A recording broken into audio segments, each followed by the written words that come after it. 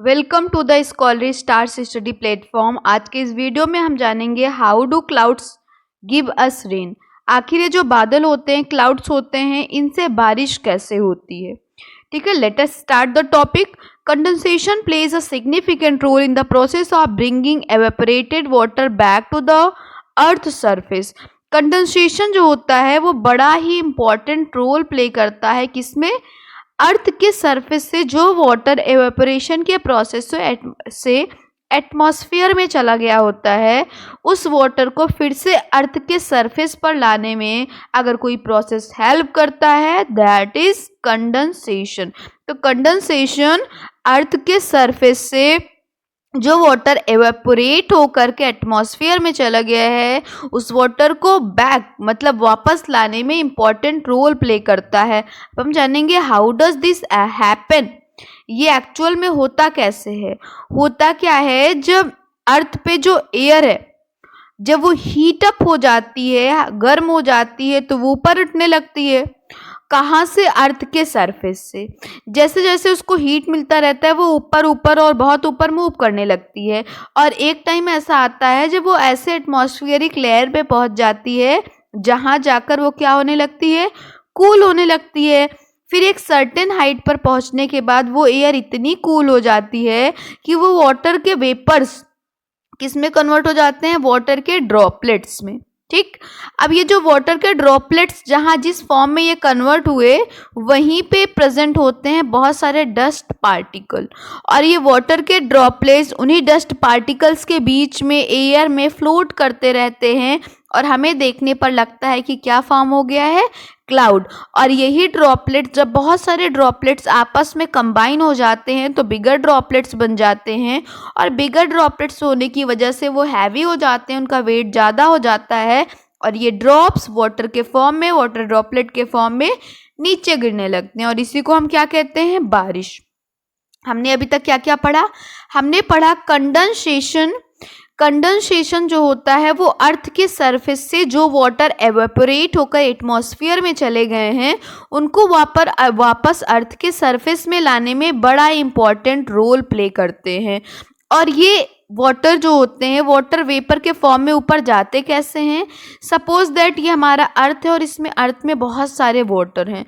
अब यहाँ पे जो है वो सनलाइट है, यहाँ पे सन रेज है और सन की रेज से सन की लाइट ऐसे आ रही है, वाटर्स पे आके फॉल हो रही है। वाटर के मॉलिक्यूल हीटअप्स हो रहे हैं और हीटअप होने के बाद ये हल्के होंगे, वार्म होंगे और वार्म एयर हम अप साइड मूव करेगी।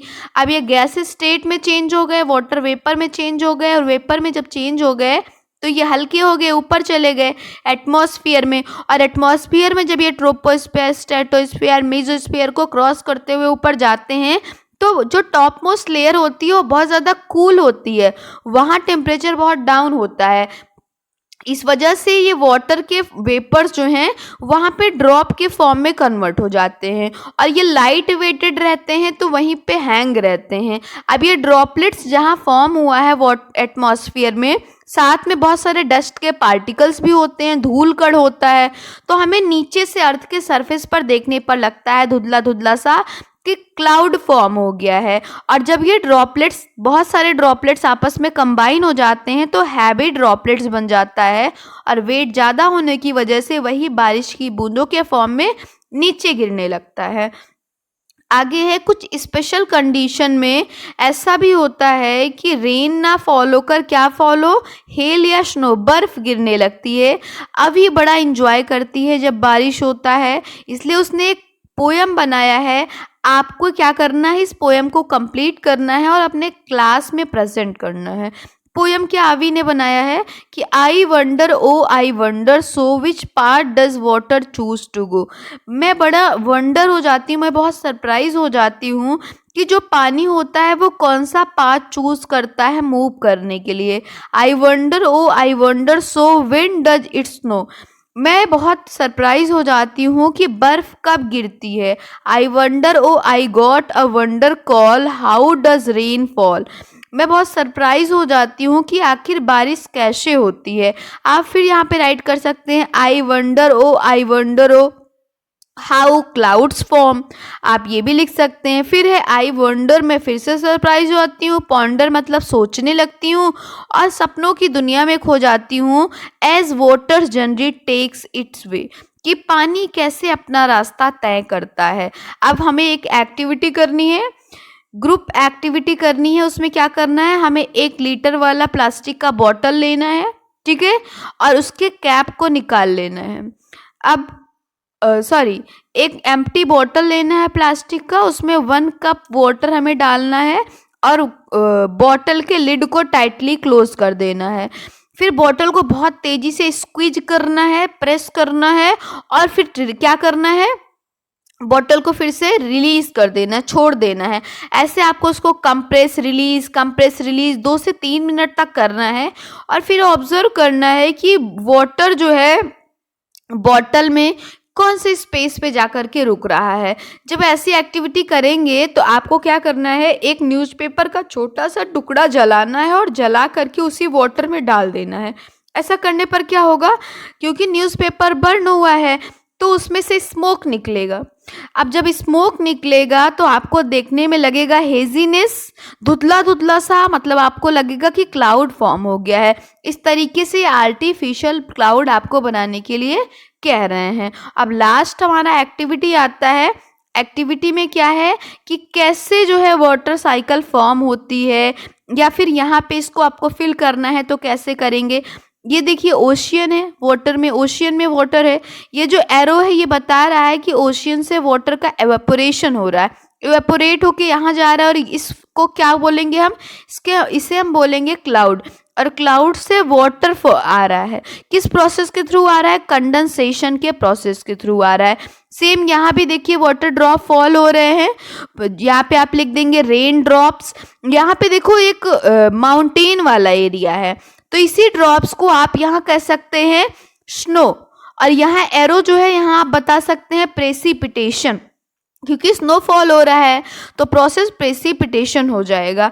अब अगला और लास्ट पैराग्राफ देखते हैं, चैप्टर को फिनिश करते हैं कि ओशियन से वाटर आता है।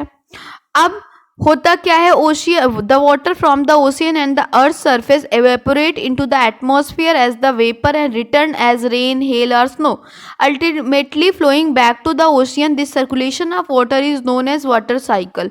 सबसे पहले ओशियन और अर्थ के सरफेस से वाटर एवेपोरेट होकर वेपर के फॉर्म में एटमॉस्फेयर में चला जाता है। एटमॉस्फेयर में जाने के बाद वही वेपर कंडेंस हो जाता है, रेन के फॉर्म में कन्वर्ट हो जाता है, स्नो के फॉर्म में कन्वर्ट हो जाता है और फिर से ओशियन में या अर्थ के सरफेस पे आके के गिर जाता है। इसी वाटर के सर्कुलेशन को कहते हैं क्या, वाटर सर्कुलेशन करें। हालांकि अर्थ पे एक लार्ज अमाउंट में वाटर अवेलेबल है, लेकिन जो पीने योग्य पानी है प्लांट्स के लिए, एनिमल के लिए और ह्यूमन में, उसका जो पोर्शन है वो बड़ा ही स्मॉल है। ज़्यादातर जो वाटर होते हैं ओशियन में जो रहते हैं, जो ज़्यादा अमाउंट में हैं, उनको हम डायरेक्टली पी नहीं सकते हैं। जो यूजेबल ड्रिंकिंग वाटर होता है या अदर एक्टिविटी के लिए वाटर यूज़ करना होता है वो अमाउंट में बहुत कम होता है। हमें पता है कि धीरे धीरे लोगों का नंबर बढ़ता जा रहा है, पॉपुलेशन बढ़ती जा रही है, लेकिन वाटर का अमाउंट तो उतना ही है। तो डिमांड ऑफ वाटर लगातार इंक्रीज हो रही है, लेकिन वाटर का शॉर्टेज है, तो वर्ल्ड के हर पार्ट में वाटर मिलना इम्पॉसिबल हो गया है। इसलिए हमें वाटर को बड़ा ही वॉइसली दिमाग लगाकर यूज़ करना चाहिए, इसे वेस्ट नहीं करना चाहिए। हमें वाटर को पॉल्यूशन से फ्री करना चाहिए। वो सारे सब्सटेंसेस जो वाटर को पॉल्यूट करते हैं उनसे हमें वाटर को फ्री रखना होगा। आगे की क्लास में you will learn more about water and its conservation in the chapter nature's treasure. आगे आपको एक चैप्टर मिलेगा नेचर्स ट्रेजर, जिसमें आप वाटर को कैसे कंजर्व कर सकते हैं इसके बारे में थोड़ा और जानेंगे। आई होप ये वीडियो पसंद आया हो। आज हमने चैप्टर 8 को फिनिश किया है। इसको थॉरली रीड करिए और कोई भी प्रॉब्लम हो तो आप कमेंट सेक्शन में क्वेश्चन पूछिए।